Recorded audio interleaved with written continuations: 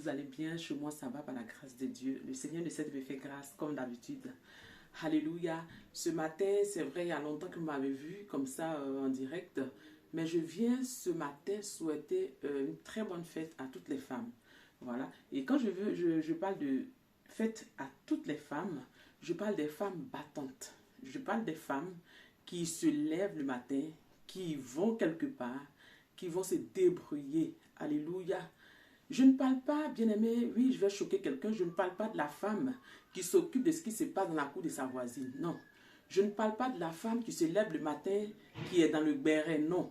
Je ne parle pas de celle-là qui se lève le matin et qui est couchée dans la maison. Il faut qu'on lui dise des choses, on vient lui rapporter des choses, ça dit critiquer les gens et faire tout ça. Non. Je parle d'une femme qui est capable de faire devenir quelqu'un. Alléluia. Cette femme battante, c'est celle-là dont je parle. Amen. Si, bien-aimé, j'étais choqué, excuse-moi, mais je viens te dire que tu ne fais pas partie des femmes battantes. Alléluia. Parce qu'une femme battante, c'est à elle qu'on peut souhaiter très bonne fête. Et la fête du 8 mars, ça ne parle pas d'une paresseuse.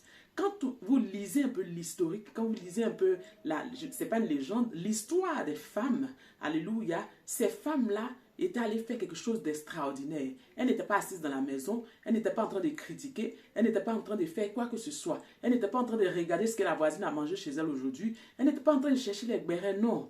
Mais ce sont des femmes qui se sont levées pour faire quelque chose afin d'obtenir gain de cause. Alléluia. C'est de ces femmes-là que je parle. Amen. Donc, si toi, tu es assis chez toi et tu ne fais rien, tu ne veux rien faire, ce n'est pas de toi qu'il s'agit.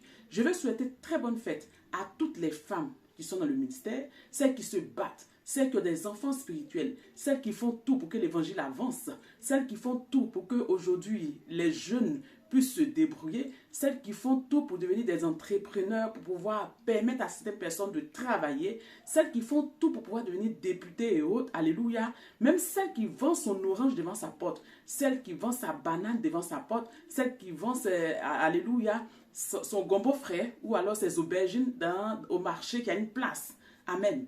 Celles qui se promènent avec l'éponge sur la tête. Oui, je parle de ces femmes-là. Mais je ne parle pas de toi qui es assise dans la maison et tu es une femme de béret. Ce n'est pas de toi que je parle. Amen. Je tire ces chapeaux à toutes ces braves femmes-là et je vous dis bonne fête du 8 mars. Que le Seigneur vous bénisse et que sa grâce se remporte sur vos vies. Continuez comme ça et je sais que le Dieu qui est là-haut vous voit. Alléluia. Vous aurez gain de cause, quelle que soit la situation. Soyez bénis et bonne fête.